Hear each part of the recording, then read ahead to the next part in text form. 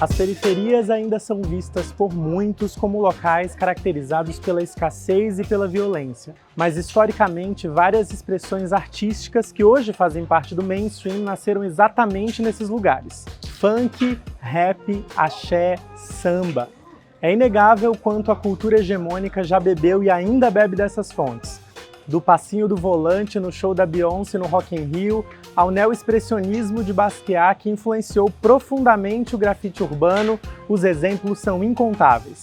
Nesse contexto cultural, o desafio é transportar o imaginário marcado por uma noção de precariedade até um território de potências, muito além de qualquer estigma social.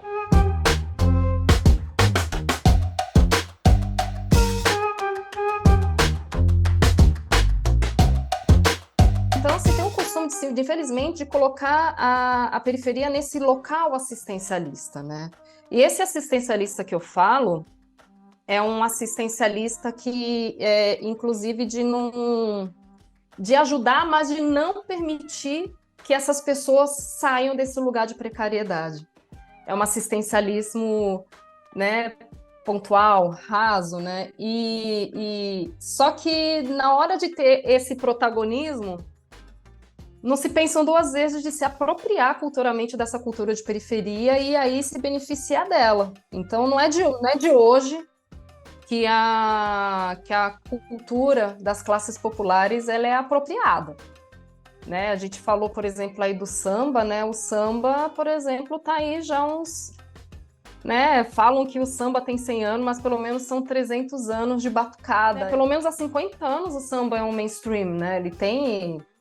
Né? Inclusive, ele teve o auge dos anos 90, mas hoje ele é um produto, né? Mas se o samba hoje é mainstream, e os sambistas? Por onde eles andam? E as sambistas? Por onde... Como eles estão? Será que eles também se tornaram esse sucesso? A apropriação e o consequente esvaziamento cultural são verdadeiros obstáculos quando o assunto é criação artística na periferia.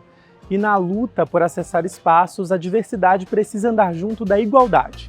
Na moda, o artista visual, figurinista e estilista Alexandre dos Anjos incorpora nas coleções múltiplas bagagens e referências, como a ancestralidade e a própria relação com o carnaval, provocando um setor que sempre foi protagonizado por pessoas brancas e de elite. O artista encontrou na Casa de Criadores, uma plataforma dedicada à moda autoral brasileira, uma forma de burlar o percurso das grandes companhias e construir o próprio caminho na área. A gente fica muito nessa onda de tentar se inserir nos espaços, e isso às vezes é um pouquinho problemático, né? Eu acho que a mudança, às vezes ela pode ser um pouquinho mais radical, inclusive, da gente construir os nossos próprios meios e espaços para poder ter alguma coisa, né? Porque por mais que você fure a bolha e você entre nesses espaços já criados, já dados, enfim, espaços da branquitude na maioria das vezes, quando a gente chega lá, a gente também passa perrengue, a gente também,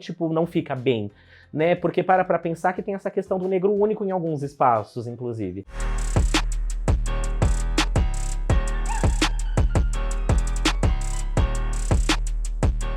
Da parte dos artistas, segundo Alexandre, um olhar crítico pode ajudar no processo de fazer escolhas mais assertivas sobre se submeter ou não a como o mercado tem funcionado.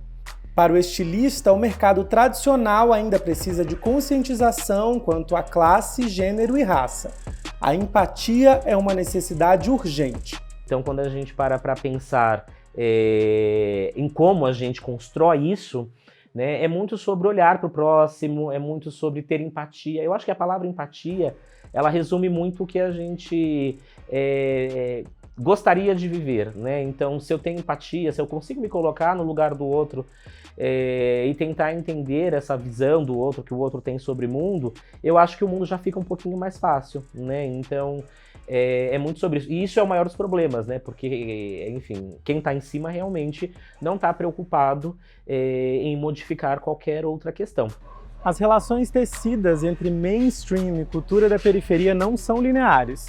Ao mesmo tempo que se apropria, o mainstream é questionado constantemente por outras vozes. Dessa forma, independente dos pactos da cultura hegemônica, a arte e os artistas resistem. Pode acontecer sim, né? Dessa cultura periférica ela ser apropriada pelo mainstream, né? Onde pessoas que não são periféricas tomam conta, apropriam dessa arte periférica e desconsidera todos os artistas de periferia, todos aqueles que ajudaram a desenvolver essa arte. Mas pode acontecer também o contrário. Para os estudos culturais, a hegemonia ela não reina sozinha, né? A cultura dominante ela não reina sozinha, né? O tempo todo ela está sendo atacada, ela está sendo comida, contestada, exatamente por grupos como são os coletivos culturais, os artistas de periferias da cultura de periferia. Então, hoje eu acredito que a cultura de periferia ela tem uma força contra-hegemônica muito grande, de ser essa vanguarda das artes, de permitir outras formas de pensar e agir. A periferia ela não precisa de ninguém que fale por ela. Ela não precisa de ninguém que dê voz para ela. Ela já tem voz. Né, uma voz forte, uma voz pulsante, ela precisa de ouvidos. E aí é uma escuta de verdade, uma escuta sincera, né?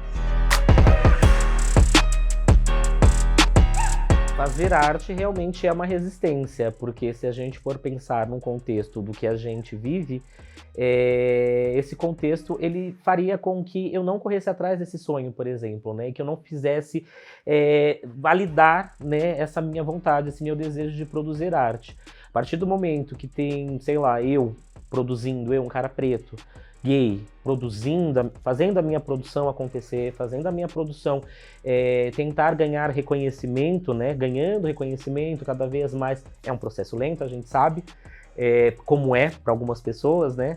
E realmente o meu corpo é político, né? A partir do momento eu, como um cara preto, produzindo arte, produzindo a minha pulsão de vida, o meu desejo, né? E colocando isso para fora, isso é extremamente resistente.